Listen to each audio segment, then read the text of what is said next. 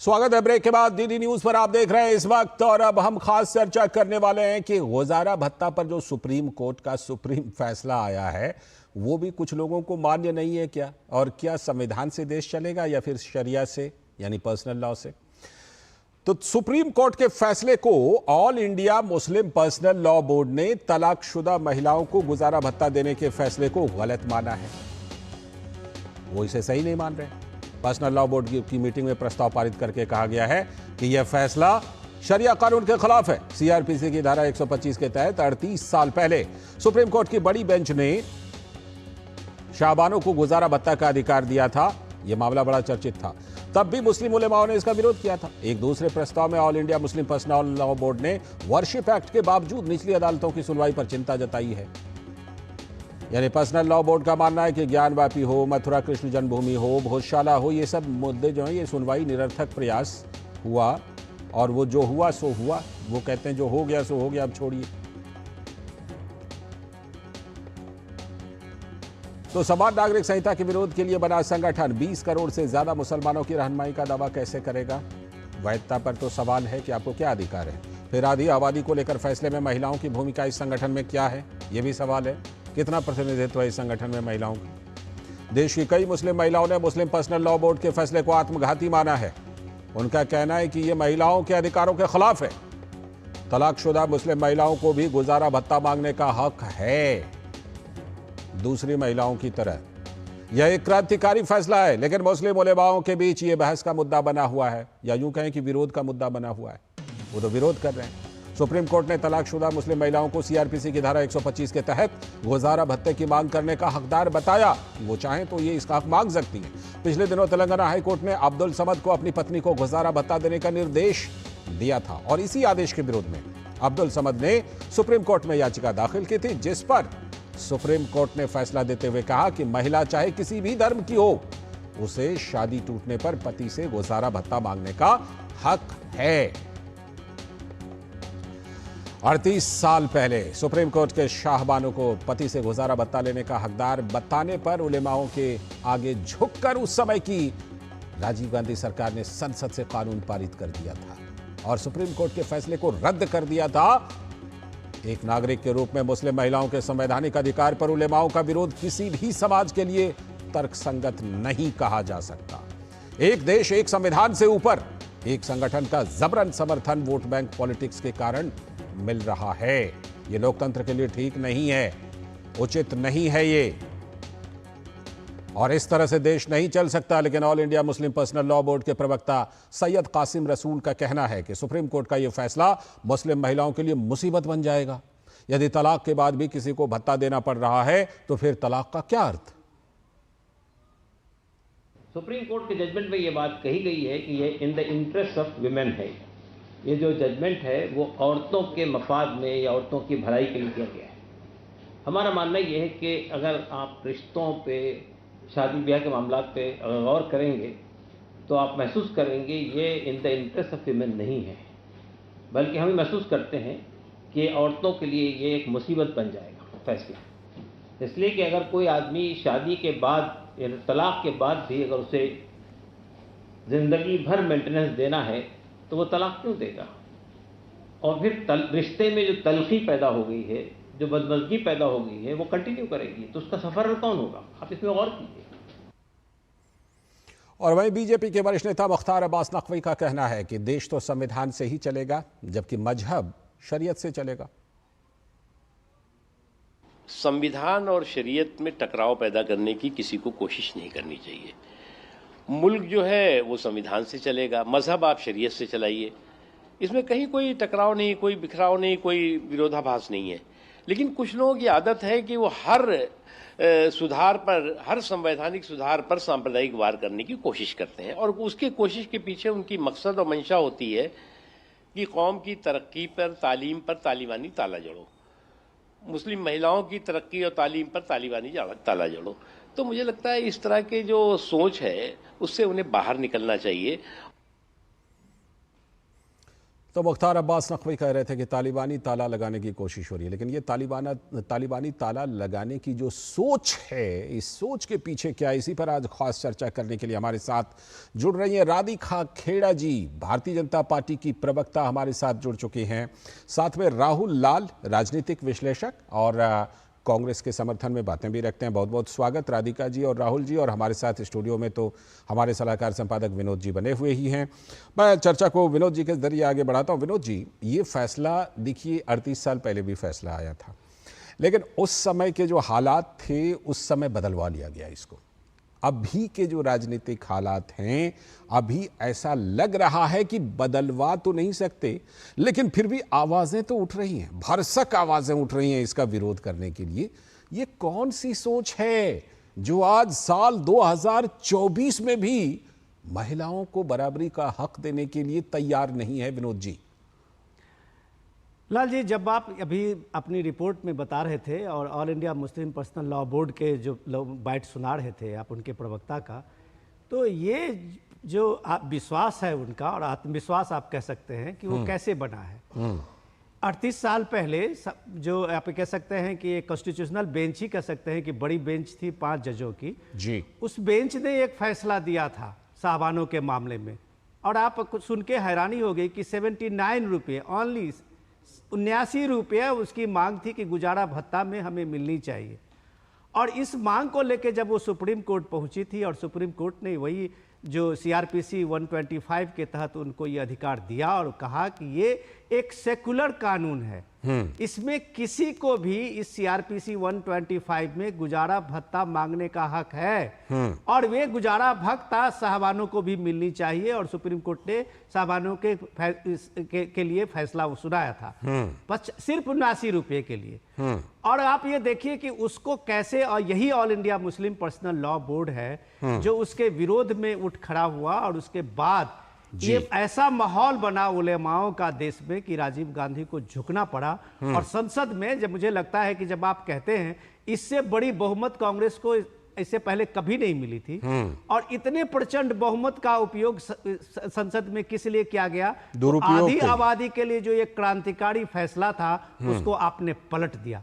आपको याद होगा आरिफ मोहम्मद खान जो अभी गवर्नर हैं केरल के, उन्होंने एकदम इसके विरोध में संसद से लेकर सड़क तक आवाज उठाई कि ये एक तरह से अन्याय है, जिसको अभी आप कह रहे थे नकवी साहब की ये तालिबानी ताला है, तो बिल्कुल इतने दिनों तक वो तालिबानी ताला लगा दिया गया। बिल्कुल। लेकिन ये चीजें दौर बदलता है वक्त के साथ में। जब ट्रिपल तलाक पे मामले में मोदी सरकार ने पहल की और महिलाओं को एक सशक्तिकरण, मुस्लिम महिलाओं के सशक्तिकरण में एक वो क्रांतिकारी कदम बना, तो उसके बाद की ये स्थिति बनी कि मुस्लिम महिलाओं को अपने हक के लिए आगे आने का मौका मिला। और ये आर्टिकल 25 का दोबारा सुप्रीम कोर्ट से फैसला जो है वो एक तरह से आप कह सकते हैं कि एक नए दौर की एक नई कहानी लेके आया है, जिससे ये घबराहट में मुस्लिम पर्सनल लॉ बोर्ड इस तरह के बयान दे रहे हैं। आज पहले मैं राधिका खेड़ा जी के पास चलूंगा, उसके बाद राहुल लाल जी के पास। राधिका खेड़ा जी, ये बताइए कि वैसा ही दबाव बनाने की कोशिश हो रही है जैसे शाहबानों को इस समय में काफ़ी दबाव बना करके और बदलवा लिया गया था सब कुछ, हम सभी को वो चीज़ें याद हैं, वैसा ही दबाव बनाने की एक राजनीति देखी जा रही है। लेकिन क्या किसी भी तरह से वो कामयाब हो पाएंगे या फिर इरादा बिल्कुल पक्का है कि मुस्लिम महिलाओं को हक देंगे बाकी महिलाओं की तरह? लाल सिंह जी, हम कुछ महीनों से देखते आ रहे हैं राहुल गांधी और उनके सारे चेले चपाटे संविधान हाथ में ले लेके लहरा रहे हैं, बार बार संविधान की दुहाई दे रहे हैं और इसी संविधान को वो लगातार उसी संविधान की धज्जियां उड़ाते आ रहे हैं। हमने देखा था कैसे कांग्रेस ने शाहबानो केस में वो किया था, और आज भी देखिए कांग्रेस से एक बयान नहीं आया है। जब ये पहले फैसला आया था सुप्रीम कोर्ट का, तब भी कोई भी कांग्रेस का प्रवक्ता किसी डिबेट को ज्वाइन नहीं किया। आज भी वही हो रहा है। कांग्रेस ऑफिशियली ना इस पर बयान देगी, ना अपने प्रवक्ता किसी चैनल पे भेजेगी, और उनको तक मुझे समझ नहीं आ रही इतनी हिचकिचाहट क्यों हो रही है। उनको वेलकम करना चाहिए जब आप बात करते हैं। मेरे को याद है सोनिया गांधी जी हमेशा से कहती आती हैं कि महिला बेटी संसद में आए, ये राजीव गांधी जी का सपना है। लेकिन आज देखिए वही कांग्रेस अखिलेश यादव जी की सपा के साथ है जो इसके खिलाफ थे कि महिला नहीं आनी चाहिए, बेटी नहीं आनी चाहिए, संसद में आरक्षण नहीं होना चाहिए। तो महिलाएं चाहे किसी भी धर्म की हो या मुसलमान धर्म की हो, महिला विरोधी अगर कोई है तो वो लोग हैं जो आज की डेट में अपने आप को संविधान के रक्षक बता रहे हैं। एक बहुत सिंपल सी बात है, वो हमें संविधान हक देता है हर महिला को, चाहे वो हिंदू हो, मुस्लिम हो, सिख, ईसाई, ठीक है, सबको बराबर का हक मिले। बिल्कुल। इतनी तकलीफ क्यों है? और हम ये लगातार देखते आ रहे हैं कि किस तरीके से तुष्टीकरण की राजनीति जो सही मायने में कोई करता आ रहा है तो वो कांग्रेस पार्टी है, अपने वोट बैंक की राजनीति। और वो हमने इस चुनाव में भी देखा, उनको कोई मतलब नहीं है कि महिला का घर चले ना चले। देखिए, एक महिला का जब तलाक होता है तो बहुत बड़ी चीज होती है कि हम आज भी जिस समाज में रहते हैं, जिस देश में रहते हैं, वो अभी इतना आगे नहीं गया है कि महिला को सब कुछ मिल जाए या उसको इज्जत की नजर से देखा जाए। हो सकता है दिल्ली, मुंबई में होगा, लेकिन आप छोटे गांव कस्बों में जाओगे तो ऐसा नहीं होता। तो उनको चाहिए कि और अधिकतर ये भी देखते हैं कि आदमी अपने बच्चों को भी नकार देते हैं, तो महिला अपना गुजारा कैसे करेगी, बच्चों की पढ़ाई कैसे कराएगी? ऐसे उसको छोड़ दिया जाता है, तो उसका हक क्यों छीना जाए? ये सारी व्यवहारिक बात है। राहुल गांधी आवाज बन के आ रहे, कहाँ है सोनिया गांधी, कहाँ है अखिलेश यादव, कहाँ है वो संविधान की लाल किताब? ठीक है, आपने सवाल पूछे हैं, बिल्कुल मैं भी कुछ सवाल उसमें जोड़ता हूं। राहुल लाल जी, सबसे पहली बात ये कि ये देश संविधान से चलेगा या फिर किसी पर्सनल लॉ से? और दूसरी बात राहुल लाल जी, कितना अच्छा होता कि सुप्रीम कोर्ट के इस फैसले के बाद सिर्फ बीजेपी का बयान नहीं आता, सारी पार्टियों के बड़े नेता इसका स्वागत करते, प्रेस कॉन्फ्रेंस करके स्वागत करते। राधिका जी सवाल पूछ रही हैं और मुझे भी लगता है कि वो सवाल जायज है कि कहां हैं बाकी पार्टियों के बड़े बड़े नेता इस मुद्दे पर? क्यों नहीं आकर के बोलते? क्यों नहीं इस फैसले का समर्थन कर रहे हैं हमारे देश के बड़े बड़े नेता? राहुल लाल जी, देखिए, सबसे महत्वपूर्ण चीज तो अभी यहाँ पे हमने राधिका जी को सुना है बड़ा ध्यान से। उन्होंने सीधे सीधे पूरे विपक्ष को महिला विरोधी घोषित कर दिया। चलिए, उनको अच्छा लग रहा होगा विपक्ष को महिला विरोधी घोषित करने में, लेकिन कम से कम अब तो वो तो भारतीय जनता पार्टी में भी गई है, मातृ संगठन राष्ट्रीय स्वयं सेवक संघ में देख ले कि वहां पे महिलाओं को कितना प्रतिनिधित्व प्राप्त होता है। अब मैं आता हूं आज के मुख्य मुद्दे के ऊपर, जो हम लोगों का मुख्य मुद्दा है आज का। देखिए, सुप्रीम कोर्ट ने एक फैसला दिया और उस फैसले से ऑल इंडिया जो है कि जो संगठन है वो पर्सनल लॉ बोर्ड वो सहमत नहीं है उससे, और जो असहमति वो प्रकट कर रहे हैं, वो असहमति भी वो संविधान के दायरे में ही प्रकट कर रहे हैं। अच्छा, देखिए, ऐसा नहीं है। देखिए, सुप्रीम कोर्ट के फैसले से आप तो उस हिसाब से तो आप ये कहेंगे कि शाहबानो का जो फैसला बदला गया वो भी संविधान के दायरे में बदल दिया गया, ये आप तर्क देंगे? फिर देखिए, अभी मेरे वाक्य को पूरा तो हो जाने दीजिए ना। देखिए, मैं ये लालचंद जी, मैं ये कह रहा हूं, सुप्रीम कोर्ट के 2 सदस्यीय खंडपीठ ने ये फैसला दिया। अब अगर उस पर कुछ संगठन वो संगठन में महिलाओं का प्रतिनिधित्व है नहीं है, वो तो बात का चीज है। अगर वो संगठन वो जाते हैं, देखिए भारतीय संविधान में पुनर्विचार याचिका भी दाखिल करने की यहाँ पे गुंजाइश है। सुप्रीम कोर्ट को लगेगा कि पुनर्विचार याचिका स्वीकार की जानी चाहिए, तो स्वीकार हो सकती है, नहीं स्वीकार होगी तो वो अस्वीकार हो जाएगी। जो आपका सवाल था कि ये देश संविधान से चलेगा कि शरीयत से चलेगा, तो ये देश संविधान से चलेगा। लेकिन यहाँ पे अगर किसी को लग रहा है कि उसमें उनके ध्यान नहीं रखा गया है, तो वैसे स्थिति में सुप्रीम कोर्ट से गुहार लगा सकते हैं। और हमें लग रहा है कि पर्सनल लॉ बोर्ड उसी रूप में आगे बढ़ रहा है। वो केवल उस मामले को लेके अपना एक विचार रख रहा है। उनके विचार हो सकते हैं उस संदर्भ में कि वहां पे शरीयत की जो व्याख्या है और जो संविधान की व्याख्या जो सुप्रीम कोर्ट ने किया, उस दोनों के बीच में एक अंतर उन लोगों को दिख रहा है। तो ये कोई बहुत बड़ा सा मसला नहीं है। अंतर ये देश संविधान से चलेगा, ये हर कोई जान रहे हैं। ठीक है, लेकिन आपका ये मानना है कि भाई पूरी कर लीजिए, एक पंक्ति में कह दूं, अभी तो साहबानों का प्रकरण तो बहुत पीछे हो गया। सुप्रीम कोर्ट के 5 सदस्यीय संविधान पीठ को के फैसले को बदलने का श्रेय किसको किया था? दिल्ली सरकार को। कितनी बड़ी शक्तियां, बड़ी सुनवाई करके 5 सदस्यीय संविधान पीठ ने दी थी। आपका पॉइंट आ गया। छोटा सा काउंटर राधिका जी, उनका कहना है कि भाई देखिए, संवैधानिक प्रावधानों को अगर एक्सप्लोर कर रहे हैं तो दिक्कत क्या है?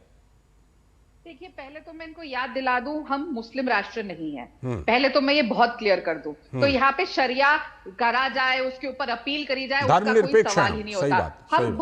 हम सेक्युलर कंट्री, और ये वही संविधान कहता है जिसको राहुल गांधी जी रोज लहराते हैं। तो मैं ये जानना चाहती हूँ, जिनके लिए आज बैटिंग कर रहे हैं, जिनके लिए आज वकील बन के बैठे, उनकी स्टेटमेंट क्यों नहीं आ रही? उनको वो तो सवाल मैंने पूछा, डायरेक्ट सवाल पूछा था मैंने। ट्वीट आते हैं, राहुल जी हर बात पे ट्वीट आते हैं, गली गली आजकल घूम रहे हैं, नया एक उनको जोश आया हुआ, तो इसी जगह हाथ जोश में बता दे कि मुस्लिम महिलाओं को उनका हक मिलना चाहिए।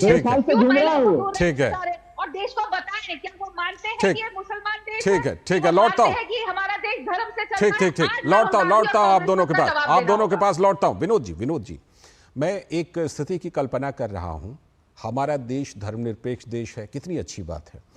और अभी जब ये फैसला आया है, कितना अच्छा होता कि तमाम बड़े नेता, तमाम बड़ी पार्टियों के तरफ से प्रेस कॉन्फ्रेंस करके इस फैसले का स्वागत किया जाता। क्या एक धर्मनिरपेक्ष देश में ये होना नहीं चाहिए विनोद जी? लाल जी, सबसे तो इम्पोर्टेंट, जब आपने धर्मनिरपेक्ष देश कहा तो सबसे तो बड़ा मजाक तो इस धर्मनिरपेक्ष देश के लिए है कि एक धर्मनिरपेक्ष देश में एक धर्मनिरपेक्ष कानून है। आर्टिकल, ये जो CRPC 125 है जी, वो किसी धर्म के महिलाओं की बात नहीं करता, मुस्लिम, हिंदू, सिख, ईसाई की बात नहीं करता ये कानून। वो कानून CRPC 125 किसी भी महिला की बात करता है जो किसी भी मजहब से हो, और उसका एक कॉन्स्टिट्यूशनल राइट बनाता है जो उसको शादी टूटने के बाद गुजारा भत्ता उसे चाहिए। तो क्या ये जो CRPC को अवहेलना करके जो मुस्लिम पर्सनल लॉ बोर्ड जो अपनी दलील दे रहे हैं, तो ये दलील ये है कि उस महिलाओं को आप जबरन, जिसको आप गुजारा भत्ता नहीं देते हैं, उसको फिर से शादी के लिए आप उसको जबरन एक तरह से प्रेशर बना रहे हैं। अब उस महिला की व्यक्तिगत आजादी है कि वो शादी में दोबारा जाए या ना जाए, लेकिन ये समाज में ऐसी मजबूर क्यों महिला हो जिसे सिर्फ अपने गुजारा के लिए शादी करना पड़े? ये अनैतिक बात है। इस बात की व्याख्या किए बगैर राहुल जी आप उस मुस्लिम पर्सनल लॉ बोर्ड की बात करते हैं जिसकी एक संवैधानिक सत्ता उसने हासिल कर ली है। बिल्कुल, देश का संविधान, मान न मान में तेरा मेहमान टाइप से के साथ साथ कोर्ट, सुप्रीम कोर्ट, इतने सारे कोर्ट के साथ में अगर एक पर्सनल लॉ बोर्ड बन जाता है और वो पर्सनल लॉ बोर्ड क्लेम करता है कि इस देश के 21 करोड़ लोगों का, खास करके मुसलमानों को रिप्रेजेंट करता है, तो ये अधिकार किसने दिया? बिल्कुल, ये अधिकार कांग्रेस पार्टी ने दी। ये अधिकार वो वोट बैंक बनाने वाले पार्टियों ने दी, जो उनकी बात को एक तरह से आप ये डर दिखाते हैं वोट के, जिसलिए राधिका जी जो कह रही थी कि उसमें कोई कमेंट नहीं आ रहा है, कोई रिएक्शन नहीं आ रहा है, ये मुस्लिम पर्सनल लॉ बोर्ड की ताकत बढ़ा रहे हैं। बिल्कुल, और यही ताकत है जो समाज में वो एक सेल्फ क्लेम करके एक बड़ा ये बना हुआ है। तो इन सारी सोच को पैदा करने वाला कौन है? इसमें भी आप इतिहास में जाइए तो जिस दौर में नेहरू जी के दौर में हिंदू कोड बन रहा था, उस समय में मुस्लिम कोड क्यों नहीं बना? बिल्कुल बिल्कुल, ये सवाल तो है। सेपरेट रखा था। आज हिंदू में कहीं भी शादी विवाह, पर्सनल राइट, प्रॉपर्टी के लिए कहीं भी बात नहीं है। बड़ा सवाल कि समान नागरिक संहिता क्यों नहीं लागू किया? तो ये सारे मामला आपने क्यों छोड़ दिया था? ठीक है, ठीक तो है। इन सारी चीजों को जब आप एक हिस्टोरिकल बैकग्राउंड में देखेंगे तो आप ये मानेंगे कि ये एक तरह से ह्यूमन राइट के साथ साथ सेकुलरिज्म के नाम पे, कॉन्स्टिट्यूशन के नाम पे ये देश के लिए एक धब्बा है। बिल्कुल, समान नागरिक संहिता जिसकी बात संविधान में आर्टिकल 44 में है, उस पर काम नहीं किया गया और विपरीत दिशा में काम किया गया। और अगर मैं और खुल करके बोलूं राहुल लाल जी, तो ये इसलिए चुप्पी रखे हुए हैं, इसलिए प्रवक्ता नहीं भेज रहे हैं, क्योंकि जो तुष्टीकरण वाली राजनीति होती है ना, कि तुष्टीकरण, अपीजमेंट वाली पॉलिटिक्स करो, इस पर चुप्पी साध लो, और जो ये मुस्लिम वोटर के ठेकेदार बनते हैं मौलाना, उनको सहलाओ, उनको सहला करके तुष्टीकरण की राजनीति करो। इसीलिए बयान नहीं आ रहे हैं क्या राहुल लाल जी? लालचंद जी, ऐसी बिल्कुल कोई बात नहीं है, नंबर 1। नंबर 2, राधिका जी ने कहा कि ये कोई भाई मुस्लिम राष्ट्र नहीं है। बिल्कुल मैं भी कह रहा हूं, नहीं, ना ये मुस्लिम राष्ट्र, ना ये हिंदू राष्ट्र है। एक धर्मनिरपेक्ष सेक्युलर कंट्री है भारत जो है। तो फिर इसमें कानून भी सेक्युलर होना चाहिए। बिल्कुल, कानून भी सेक्युलर होना चाहिए। सुन तो लीजिए, और साथ ही साथ हमारे भारतीय संविधान में देखिए, समझना पड़ेगा यहाँ पे कि संविधान में माइनॉरिटीज को स्पेशल राइट्स मिले, उन फंडामेंटल राइट्स में भी। आर्टिकल 29, आर्टिकल 30, जरा उसको भी देख लीजिए, 29-30 क्या चीज कह रहा है।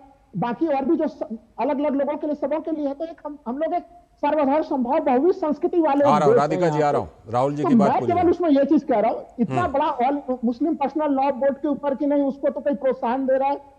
देखिए, यहाँ पे हमें लग रहा है कि इस पैनल में सभी लोग समझ रहे हैं, आर्टिकल 32 के तहत कोई भी व्यक्ति जो है कि सुप्रीम कोर्ट में जा सकता है, किसी को भी लगे कि उसके फंडामेंटल राइट का उल्लंघन हो रहा है। अच्छा, सुप्रीम कोर्ट के फैसलों के विरुद्ध भी कोई पुनर्विचार याचिका कोई व्यक्ति भी दाखिल कर सकता है। ठीक है, आपकी यहां तक बात तो समझ में आती है, पुनर्विचार याचिका आप डाल सकते हैं, यहां तक बात आपकी समझ में आती है कि वो एक प्रोसेस है। तो आप ये कहना, मैं वही कह रहा हूं, वो ड्यू प्रोसेस चल रहा है। अगर वो कह रहे हैं कि भाई 1991 का धर्मस्थल कानून है वो बना हुआ है, उसके बावजूद निचली कोर्ट सुनवाई कर रही है। नहीं करना चाहिए, उनका विचार है उस मामले पे भी। तो इस पर तो नहीं, इस पर देखिए राहुल लाल जी, इस पर सुप्रीम कोर्ट ने अलग से विचार किया। जब ज्ञानवापी मामले पर सुनवाई चल रही थी तो ये अलग से एक सब्जेक्ट आया, उस पर सुप्रीम कोर्ट ने कहा कि ये जो धार्मिक स्थल वाला कानून है वो ऐसे किसी सर्वे को कराने से नहीं रोकता। ये साफ तौर पर सुप्रीम कोर्ट का फैसला है। ये लालचंद जी बिल्कुल बिल्कुल हमें ध्यान में है, उसमें भी आपके कार्यक्रम में मैं शामिल भी रहा हूं। लालचंद जी मैं इसी गौर दूं इसी चीज में,